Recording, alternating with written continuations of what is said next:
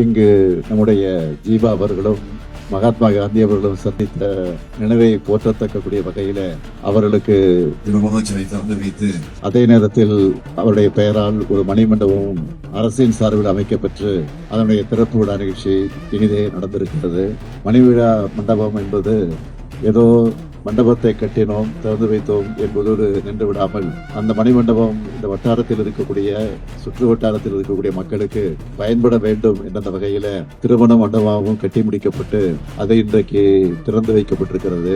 மகாத்மா காந்தி அவர்கள் மகாத்மா காந்தி அவர்கள் சொன்னார்களாம், உங்களுக்கு எவ்வளவு சொத்து இருக்கிறது என்று ஒரு கேள்வி கேட்ட நேரத்தில் இதுதான் என்னுடைய சொத்து என்று சொன்னாராம். உடனே மகாத்மா காந்தி சொன்னார்களாம், இல்லை இல்லை, இந்தியாவே உங்களுடைய சொத்து என்று சொல்லி அது வரலாற்றிலே பதிவாகி இருக்கிறது.